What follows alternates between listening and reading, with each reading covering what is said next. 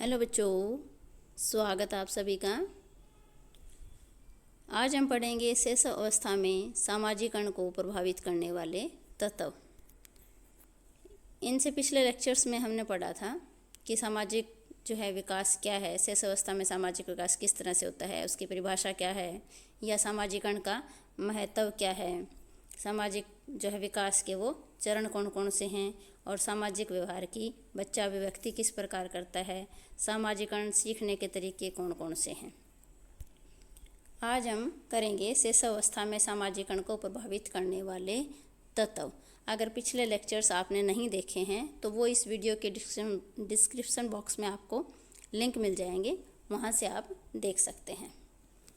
तो अब कौन से ऐसे तत्व है जो सामाजिकरण को प्रभावित करते हैं शैशव अवस्था में बच्चे के? तो सबसे पहला है परिवार, दूसरा है आस पड़ोस, तीसरा है विद्यालय, चौथा है सामाजिक परंपरा और त्यौहार, पांचवा है शारीरिक बनावट। नेक्स्ट है हेल्थ, सातवां मनोरंजन, आठवां व्यक्तित्व और सकारात्मक संवेग और मित्रों की संख्या। तो इनको हम वन बाय वन करके डिटेल में देखते हैं। तो पहला है परिवार। तो बच्चा जो होता है परिवार में रहता है, छोटा होता है जब, बच्चे के सामाजिकरण की जो प्रक्रिया है वो परिवार के सभी सदस्यों और रिश्तेदारों का योगदान होता है उसमें, कि किस तरह से वो, जैसे हमने कल पढ़ा था कि सामाजिकरण बच्चा कैसे कैसे सीखता है परिवार में रह के, अपने बहन भाइयों से या अपने रिश्तेदारों से। जन्म के बाद बच्चा परिवार में अपने माता पिता, भाई बहन, दादा दादी और अन्य रिश्तेदारों के साथ रहता है। इसलिए बच्चे के प्रारंभिक सामाजिकरण में इन सभी का योगदान बहुत ज़्यादा होता है, और यहीं से बच्चे के सामाजिकरण की नींव डाली जाती है। मतलब इसको प्रथम सीढ़ी कहा जाता है। नेक्स्ट है आस पड़ोस। तो जब बच्चा थोड़ा सा बड़ा होता है तो घर के बाहर आस पड़ोस में जाता है, उनके साथ, बच्चों के साथ खेलता है, दूसरों को देखता है। तब वह अपने परिवार के अतिरिक्त अन्य लोगों, दूसरे बच्चों के संपर्क में भी आता है और उनके आपसी व्यवहार को समझने का प्रयास करता है कि वो बच्चे किस तरह से व्यवहार करते हैं, उनके माँ बाप वो किस तरह से व्यवहार करते हैं, उनके आस पड़ोस के जो लोग हैं वो किस तरह से हैं। जहाँ घर पर उसे सभी वस्तुएं क्या होती हैं कि बिना मांगे मिल जाती है, वहाँ घर से बाहर उसे अगर कोई चीज़ चाहिए तो वो मांगनी पड़ती है। जैसे खेलते समय उसकी बारी आने पर उसे गेंद मिलती है। इससे बच्चे में क्या होता है, सहयोग, धैर्य के गुण विकसित होते हैं। जब बच्चा खेलता है आपस में तो चीज़ों का लेन देन करता है आपस में, तो इससे क्या होता है कि उसमें सहयोग की भावना का विकास होता है। जब उसे अपने आस पड़ोस व अन्य बच्चों से प्यार और सहयोग मिलता है तब उसमें स्वस्थ सामाजिक मूल्य होते हैं उनका निर्माण होता है। जैसे उसके आस पड़ोस के या उसके जो बच्चे हैं या उनके परिवार वाले हैं वो उनसे अगर प्यार भरा व्यवहार करते हैं, अच्छा माहौल है, तो बच्चा भी वही चीज़ें सीखता है। नेक्स्ट है विद्यालय, स्कूल। तो जब बच्चा थोड़ा और बड़ा होता है तो क्या होता है कि विद्यालय जाने लगता है, स्कूल जाने लगता है। तब वह अपने साथियों के साथ, शिक्षकों के साथ, टीचरों के संपर्क में आता है और सामूहिक क्रियाएं जैसे खेलता है, वहाँ पे नाटक करते हैं, संगीत आदि में जो स्कूल की एक्टिविटीज़ होती हैं उनमें भाग लेता है, जिससे उसमें क्या आती है, स्पर्धा की भावना आती है और जो प्रतिस्पर्धा या मतलब कंपटीशन की भावना, जो सामाजिक गुण है वो विकसित होता है उसके अंदर। नेक्स्ट है सामाजिक परंपरा और त्यौहार। प्रत्येक समाज की अपनी अलग अलग परंपराएं होती हैं, रीति रिवाज होते हैं, त्यौहार होते हैं, जिसे हम सभी क्या करते हैं, मिलजुल कर मनाते हैं। जैसे हिंदू होली पर एक साथ मिलकर खेलते हैं, रंग लगाते हैं, गाना बजाना करते हैं, डांस करते हैं। मुसलमान क्या करते हैं, ईद पर सबसे गले मिलते हैं, एक दूसरे को पकवान बांटते हैं। इसी प्रकार अपने से बड़ों का आदर करना, पूजा करना, इस तरह की परंपराएं बच्चा धीरे धीरे अपने समाज में रह के वहाँ से सीख जाता है। नेक्स्ट है शारीरिक बनावट।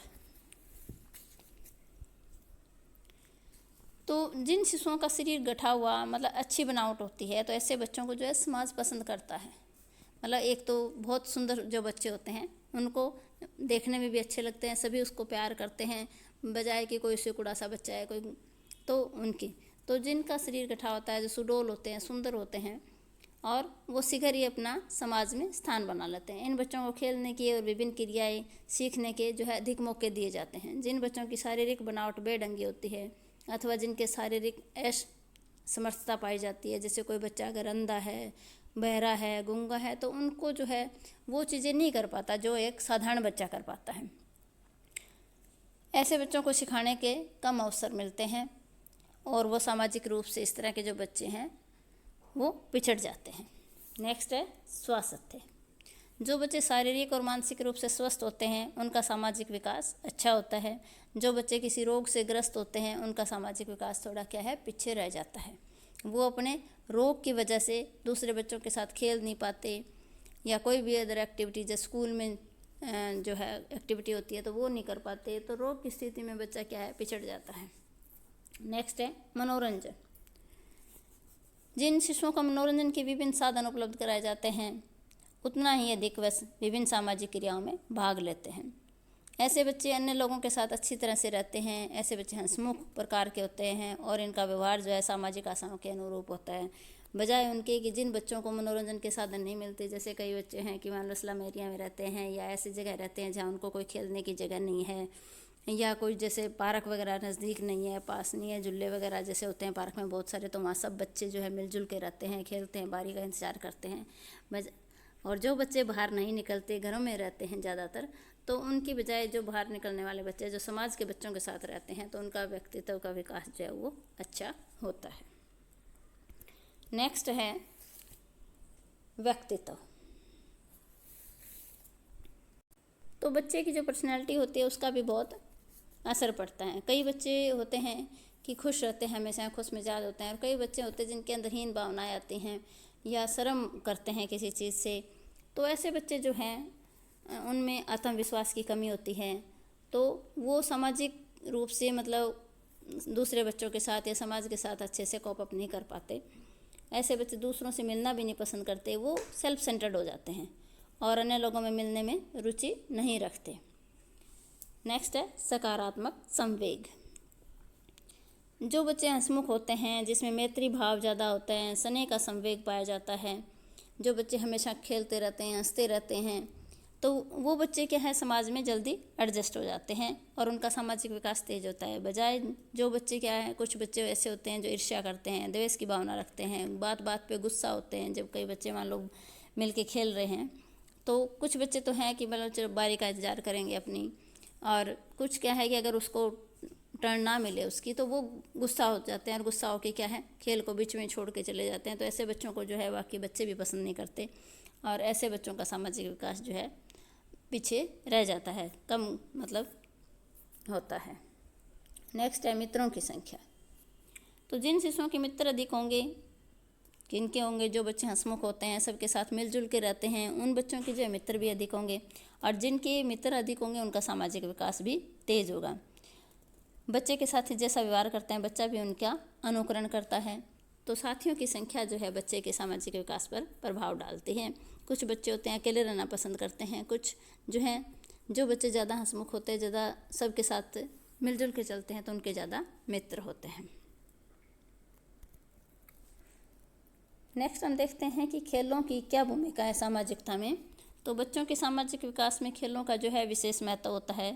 जो भी खेल ग्रुप में खेले जाते हैं उनके द्वारा बच्चों में सामाजिक भावनाएं आती हैं, उनमें सहकारिता की भावना, सहयोग की भावना विकसित होती हैं। वह सामूहिक खेलों में एक ही लक्ष्य की तरफ मिलकर खेलते हैं। जैसे कोई एक तो इंडिविजुअल खेलता है बच्चा, तो वो सिर्फ अपने लिए खेलता है। जब टीम में बच्चे खेलते हैं तो उनका एक ही मकसद होता है कि सभी मिलकर हमें जीतना है, और उनके अंदर एक टीम भावना विकसित होते हैं। अपने ग्रुप के लिए वह अपने मतलब निजी स्वार्थ होते हैं उनको छोड़ देता है। और अगर ग्रुप में मतलब 7 लड़के एक खेल खेलना चाहते हैं और 3 अगर नहीं खेलना चाहते तो वह भी न चाहते हुए खेल में भाग लेंगे। अगर टीम है पूरी तो उनमें जिन बच्चों का मन नहीं करता तो वो भी टीम के कारण उनको खेलना पड़ता है। फुटबॉल खेलता अगर एक बच्चा विरोधी ग्रुप के गोल के पास आते हुए भी अगर अपने किसी साथी को अपने से अधिक अनुकूल परिस्थितियों में देखता है तो वह स्वयं स्कोरर बनने के लोभ को त्याग देता है और गेंद को एकदम उसको दे देगा। खेल में सामाजिक शिष्टाचार, समय आने पर अपने ग्रुप के साथी की सहायता करना और साथी के साथ दुख में दुखी और सुख में सुखी जैसी भावनाएं जो है विकसित होती हैं। बच्चे आपस में खेलते हैं तो जब किसी के मान लो चोट लगी, कुछ और हो गया, तो ऐसे में बच्चा क्या करता है, दूसरे को संभालता है। तो ऐसे में उनको सहयोग की भावना आती है, दूसरे के दुख दर्द को समझने की भावनाएं आती हैं। तो इस तरह से जो है खेलों का भी बच्चे के सामाजिक विकास में बहुत ज़्यादा महत्वपूर्ण भाग होता है। तो आज हमने पढ़ा कि जो है बच्चे के सामाजिक विकास को प्रभावित करने वाले कौन कौन से तत्व हैं। तो आशा करती हूँ कि बच्चों आपको आज का लेक्चर समझ आ गया होगा। तो सभी बच्चे इस वीडियो को ध्यान से देखें और इससे संबंधित जो है प्रश्न उत्तर अपनी कॉपी में लिखें और याद करें। थैंक यू बच्चों, मिलते हैं कल नेक्स्ट वीडियो में।